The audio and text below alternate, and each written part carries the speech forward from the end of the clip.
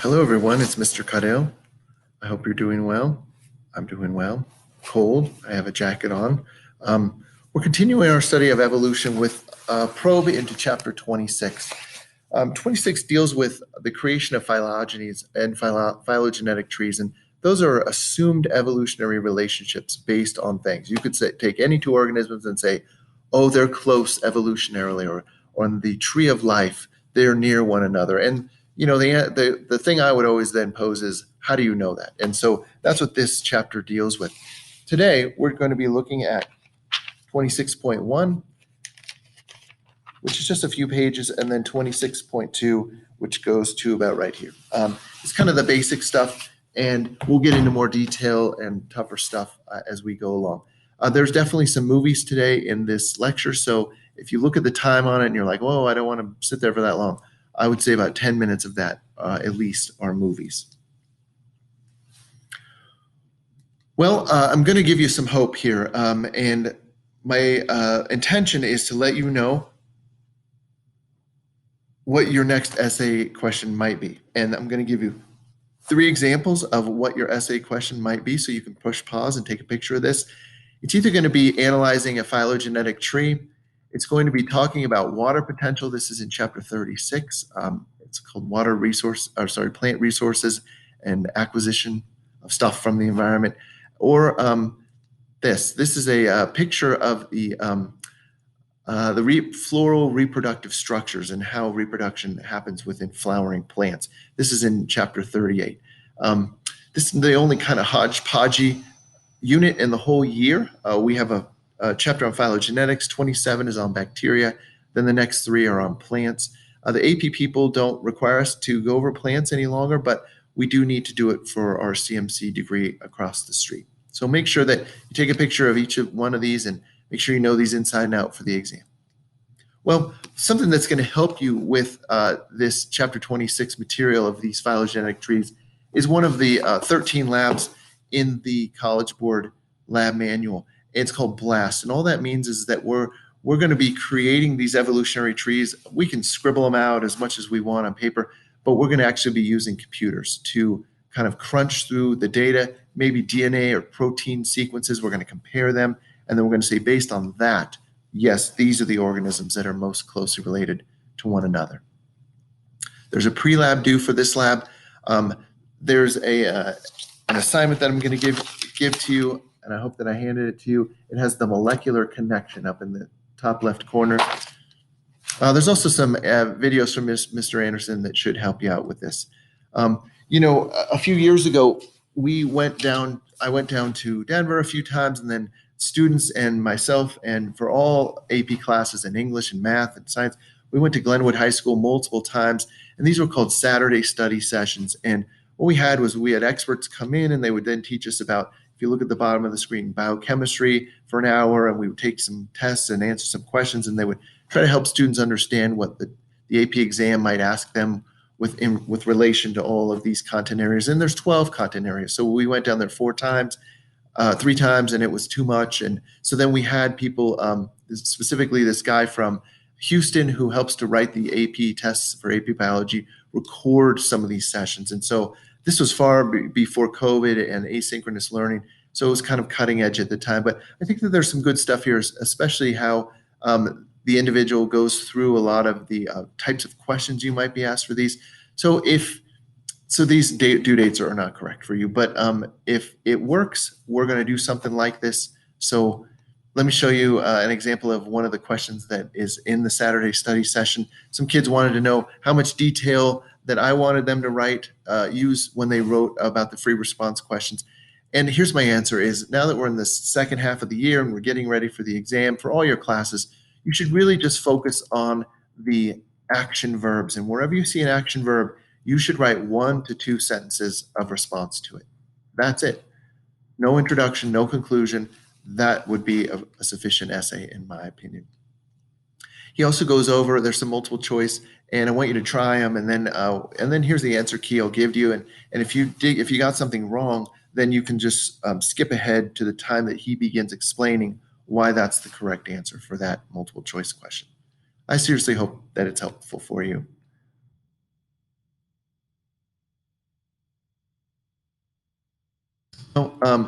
Here's an example of what he would do if given an essay question like this is the picture I showed you for your exam. Listen to this. Question 6 is, which of the following cladograms is the most accurate representation of the information in the table above? All right, go. And so he would give you some time to try to answer it, and then he would actually go over the answer for you. So let's start by talking about maybe Leif Erikson or Christopher Columbus, whoever you believe from Europe first came to America. And imagine them going back to their kings or queens. In Christopher's case, it'd be Queen Isabella of Spain who funded him, and them saying, "Oh yeah, we saw a bunch of birds, and a lot of them were blue, and they were really pretty." And naturalists would say, either in Norway or in Spain, they would say, well, what type of bird was it, or how is it related to other birds? And you can imagine that this would be really a problem if you saw 1,000 different blue birds to try to place them in some sort of relation to one another. So this is the value of building these evolutionary trees. Let me show you one more picture. This is a picture from the beginning of the chapter. And of course, this is not a snake, it's a legless lizard. And how do we know that? Well, 3 reasons. Snakes have fused eyelids, mobile jaws, which they can detach to open up really wide, and then they have a short tail posterior or distant from the anus or the poop chute. And the point is that this organism doesn't have that. And so while someone might be, they might be tempted to call this a snake, we know it is a lizard. Aren't all snakes legless lizards? But we know it's a lizard just by that definition. Here's a 30-second video on phylogenetic trees. The Tree of Life depicts shared ancestry and tells us about evolutionary history. This information can be used to help us address many pressing contemporary issues, from fighting diseases to preserving a healthy environment to ensuring the availability of food for our tables. For example, if we're interested in finding new genes for resistance in a crop plant, the best place to go for finding those resistance genes is not to any random species of plants, but to the closest relatives of those crop plants. And that's really a valuable source of information. Which wild species have genes that could be of value for inserting into our crop plants to make them more resistant, to improve yield, to allow them to be cultivated in areas outside where they currently are. The Tree of Life provides scientists with new tools to advance human well-being. It is enabling rapid identification of the source of many of the deadly diseases now emerging around the globe. One of the biggest increases in studies of phylogeny has been in the health field. Emerging viruses, for instance, emerging diseases. There's lots of diseases that we're seeing for the first time up here in humans, or that we're identifying for the first time in humans. Almost all of those, one of the reasons we're able to discover them so rapidly is through phylogenetic analyses. And so in the past, before phylogenetic analyses were available, then the pathogen had to be isolated, had to be cultured. It was a very difficult, time-consuming process that would take many, many years. Now, when a new disease is discovered, we can often amplify the genes involved with the pathogen, sequence those genes, place it into a tree of life, and immediately understand how it's related to other organisms we know about, what type of virus it is, and there's suddenly a wealth of biological information about it. So it's pretty cool stuff. What I'd like you to do is press pause and copy down what you see up here on the board.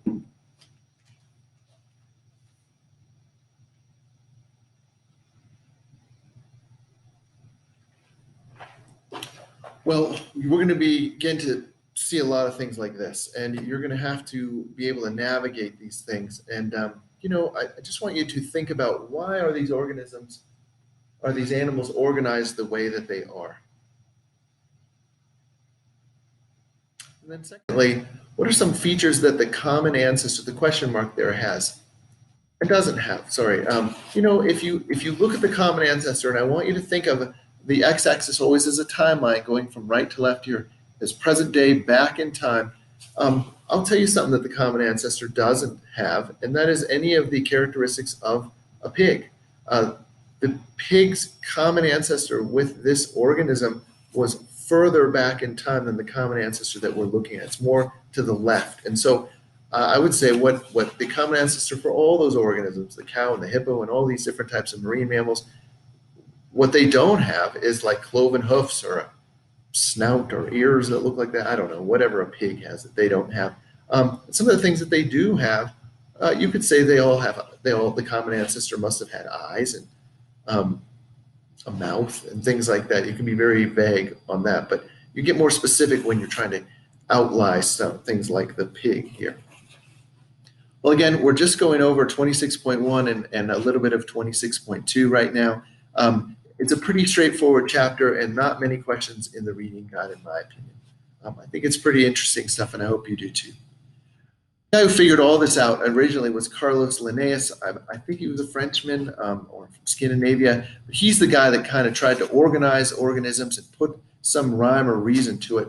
And one of the main things that he figured out was using what we call this taxonomic system or phylogenetic tree. Sorry, taxonomic system here. He certainly at the beginning didn't have all of these, layers to it. We've added some. In fact, science just added the domain layer just in the last 20 years. And that was in response to the fact that we've started to find organisms. These are single-celled organisms that didn't make any sense with respect to eukaryotic or prokaryotic cells, and we called them archaea. You see them down there at the bottom of the picture. And so we had to separate them off and create a whole new domain of organisms that are underneath that umbrella of life or the organization. Mostly, we just look at the type of base cell that organisms have, and then in this case, we're going to be looking at the mountain lion. We know that it's in the kingdom animals, the phylum of chordates, which have a spinal cord. Mammals are the class. Mammals give birth to live young. They have hair and they secrete milk for the babies. There's also, they also eat meat. That's the order Carnivoria and so on. And so let's watch a little movie on this. Hi, my name is Mary Papanon, and I'm an adjunct professor of biology. Today, we're going to talk about taxonomic hierarchy. Taxonomic hierarchy is just a really fancy word for putting things where they belong. So you go into a store, no matter if you've been in this grocery store or not, you can kind of find out where things are, because cereal is with cereal, fruit is with fruit, and meat is in the meat counter, right? So there's some order to things. Well, it's the same way with taxonomic classification. Us scientists like to put things in order so that we can talk about it with one another and we can understand the relationships that these organisms have. So, what does all this mean? When classifying organisms, we're going to start at the most inclusive or the biggest group, and we're going to whittle our way down to the smallest or the species. Let's take an example, our mountain lion. We're going to take our mountain lion and classify it all the way from domain to species. Our mountain lion is going to be in domain Eukarya, or the eukaryotes. It's then going to be in kingdom Animalia, or the animal kingdom. Then we have phylum Chordata, or the chordates. These are going to be organisms that have a backbone. Then we're going to have class Mammalia. These are mammals. Mammals are going to be organisms that have fur and produce milk. Next, we're going to have order. The order is Carnivora. This means that our mountain lions belong to an order of all carnivores. Next, we have family. Family Felidae. Family Felidae is going to be all big cats. Next on the list is genus. Genus is the puma part of their scientific name. And of course, last is the species, concolor. A fun little way I have for you to remember all these different levels of classification and the orders they go into goes a little something like this. Dead, kings played, cards on fat green stools. Thanks for watching. You're welcome. So I always remember dumb King Philip came over for good soup. That's how I remember it. You know, down here at the bottom, the most specific two portions of the taxonomic hierarchy, you have genus and then species. And obviously, a species is something that it can only reproduce with itself. You can't reproduce with any other organisms. For us, our genus species, you'll see this is the Latin terms here often, and they're often italicized. Homo sapiens means wise man. Are we wise? I don't know. But there's because we're underneath this genus, there are other organisms that are super related to us that are different species. There's Homo erectus, Homo habilis, Homo neanderthalensis, the Neanderthals, and so on. But they're very closely related to us. Okay. In Mr. D class, we got King Philip came over with spaghetti. But we gonna do it a different way by kingdom, father, class, order, family, genus, species.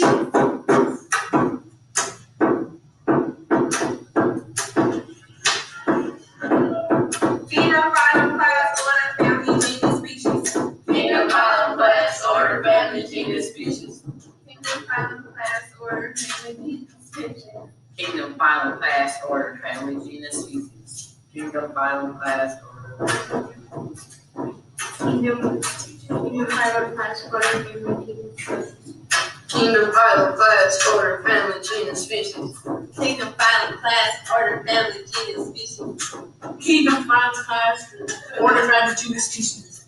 Kingdom, phylum, class, order, family, genus, species. Kingdom, phylum, class, order, family, genus, species. Kingdom, phylum, class, order, family, genus, species. Kingdom, phylum, class, order, family, genus, species. Well, if that didn't get you out of your seat, I don't know what will. Finally, let's start putting these things together. Let's stop talking about all the theory behind it. Let's create these phylogenetic trees, and these are based on presumed evolutionary relationships. Well, here's what a phylogenetic tree might look like. It's a picture that I gave you in your handout, and it's from your book. It's just a hypothesis, and it's based on shared derived characteristics. And we'll get to what those mean next time. But shared characteristics. You can imagine that the two organisms at the bottom, the Canis latrans and the Canis lupus, are more closely related than either of them are to a badger or a panther. Well, here's a picture from your textbook. Go ahead and answer this question. Which branch point on the phylogenetic tree represents the most recent common ancestor of humans and fish?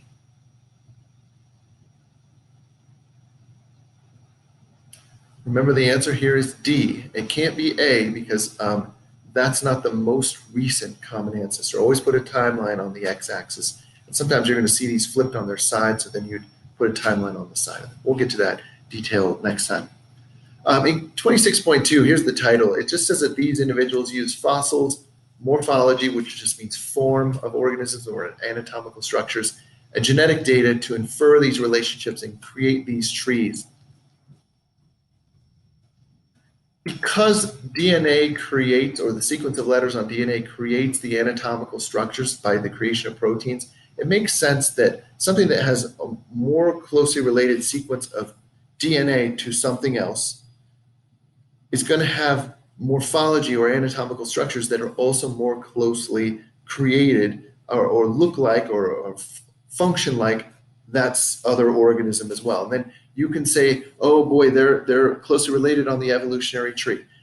The idea is this: if there was once a common ancestor at the, say, base of the evolutionary tree, and now we have all this biological superstructure on the planet, mutations have occurred in that original DNA sequence, either elongation or changing of letters or whatever, and it's happened millions and millions of times. But over here on this branch of the evolutionary tree, if you have two organisms like a human and a chimp, and they have common sequences of DNA, then you would like to say, well, in relation to other things on the evolutionary tree, they're more closely related because they have the most DNA that is the same as one another, and it's by default created these common kind of anatomical structures.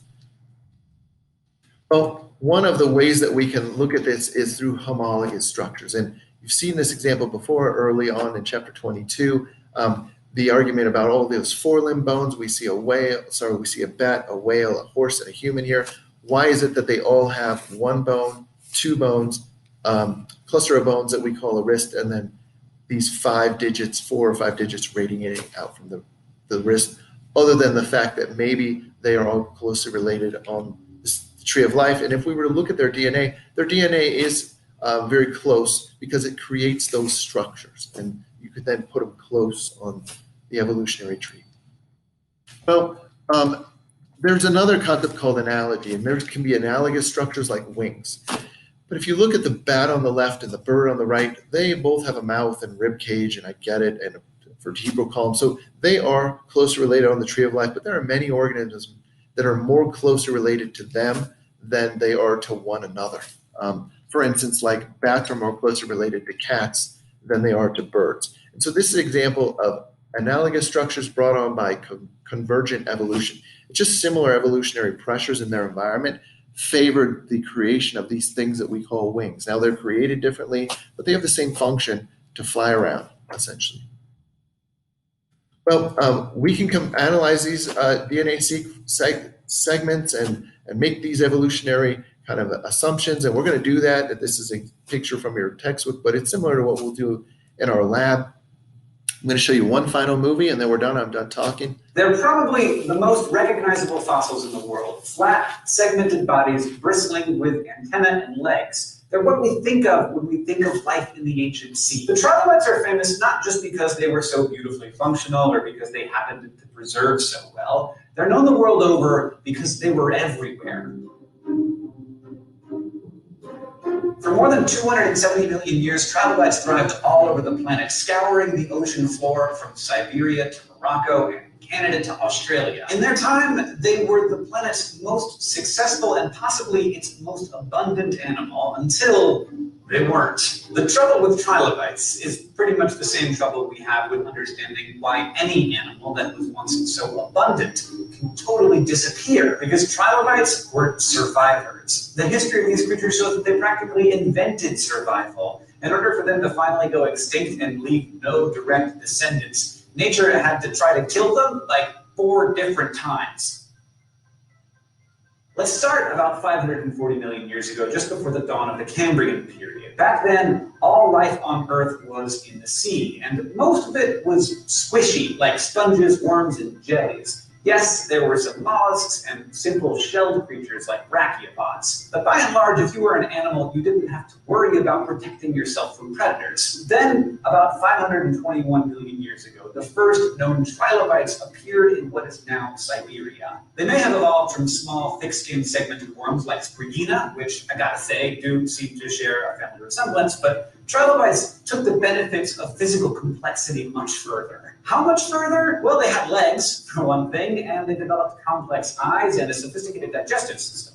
Plus, they were covered from their rounded heads to their many segmented feet in an exoskeleton made of calcite and chitin. The trilobite was a true arthropod, a founding member of the group that includes today's arachnids and crustaceans and every insect. And equipped with all of these awesome new features, it dominated the Cambrian seas, feasting on a diet of worms and other unprotected invertebrates. It flourished and diversified quickly. Within 40 million years of its first appearance in the fossil record, there were at least 60 different taxonomic families of trilobites, ranging from the googly-eyed Asaphis to the familiar Elrathia, probably the most common trilobite found in the US today. For millions of generations, they thrived by laying low on the ocean floor, but the seas of the Cambrian were becoming increasingly hostile. The Cambrian, after all, was when predation first appeared on Earth, with animals hunting other animals, and trilobites left behind lots of fossils with bite marks on them to show it. But by the time the Cambrian came to a close, trilobites, like many other animals, had picked up some new tricks, the cutest of them enrolling. Judging by the segmentation of their bodies, some kinds of trilos, like the genus Flexicalamin, developed the ability to curl themselves up into little balls, like modern pillbugs or armadillos do. In addition to probably being adorable, it made it harder for newfangled predators to sink their teeth into them. But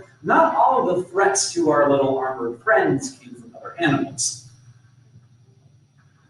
Starting around 445 million years ago, Earth's climate dealt a double blow to life in the seas. First, a dramatic cooling changed the ocean currents and choked off the supply of warm water foods like algae. Then a period of glaciation locked up lots of Earth's water, which dramatically lowered sea levels. This twofold impact, known as the Ordovician Silurian extinction, wiped out about 25% of all taxonomic families, including about half of trilobite families. The families of trilobites that remained were mostly ones that were well adapted to this new world, like Dalmatides, which fared well in cooler seas. Then, of course, trilobites had another problem to deal with. As the environment continued to change, other organisms had to survive, too, under constant evolutionary pressure to adapt or die.